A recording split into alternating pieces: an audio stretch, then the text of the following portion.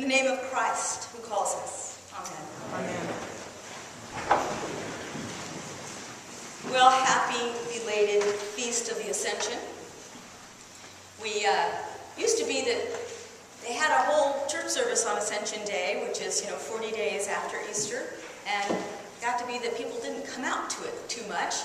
Ascension Day? What the heck? So we celebrated on the Sunday after Ascension. But what are we celebrating? That Jesus went away? That doesn't seem like a very good celebration occasion. We're celebrating absence. Absence. I'm a big fan of singer-songwriter Patty Griffin, and I think she's probably written the only pop rock tune I have ever heard that addresses the Feast of the Ascension. I'm going to quote from it, but not sing it. Say thank you, Kathleen. The song is called Mary. Jesus said, "Mother, I couldn't stay another day longer." Flies right by, leaves a kiss upon her face. And while the angels are singing his praises in a haze of glory, Mary stays behind and starts cleaning up the place.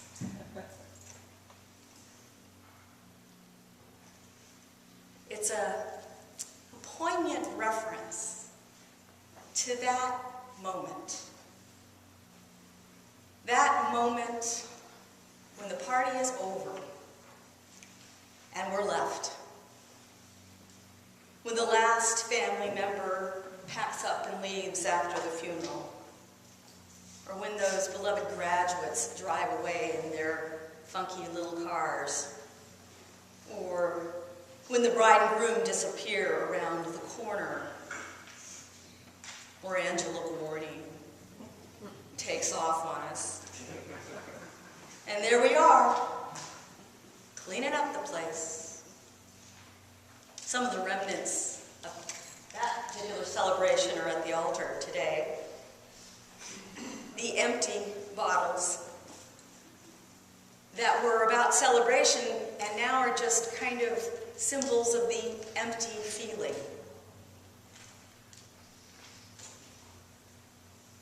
We gather them up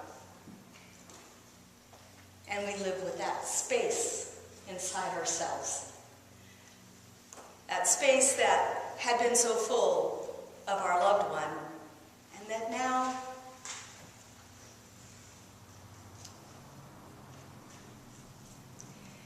there's that amazing image in the Gospels today of the disciples.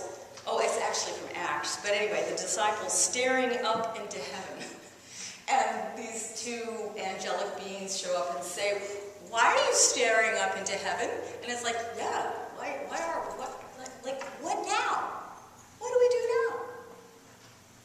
This is 40 days after Easter.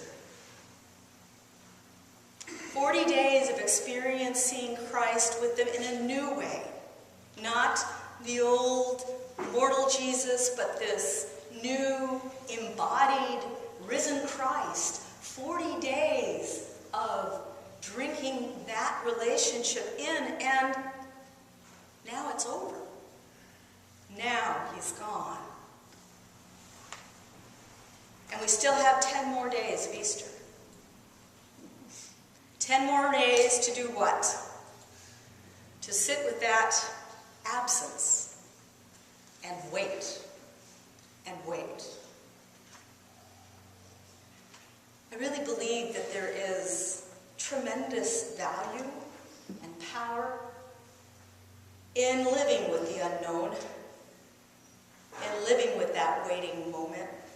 Not necessarily grabbing the first opportunity to make ourselves busy with some other important purpose, or the first relationship that we run into after a divorce, or, that business of leaving a little open space to let whatever it was that is going go. Jesus is not with us in the body. Jesus is not with us in a physical sense now. And yet, these bottles aren't actually entirely empty. Like those foxgloves reaching up to the altar, we are waiting. We are reaching for something. We are anticipating something. We are waiting because we know, as the disciples knew, that Jesus is coming to us in a new way. In a new way. Not in the old way, but in a new way. When my dad died, I was a young woman. And loved him a lot. But we truly did not get each other. You know, we were just very, very different people. And I was still young enough that I hadn't entirely made my peace with that. Hadn't figured out how to, work around that and be together and, the way you do after a while. But he had the temerity to take off too soon. And not long after he died, my two older brothers and I went for a hike together.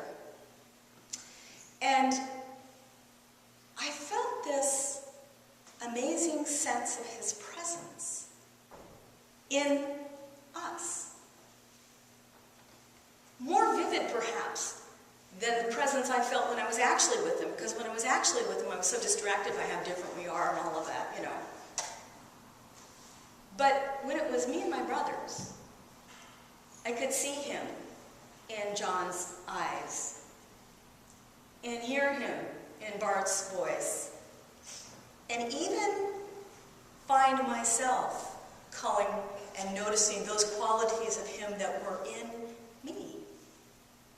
And somehow when we were together, his presence was manifest in a unique and wonderful and transcendent sort of way.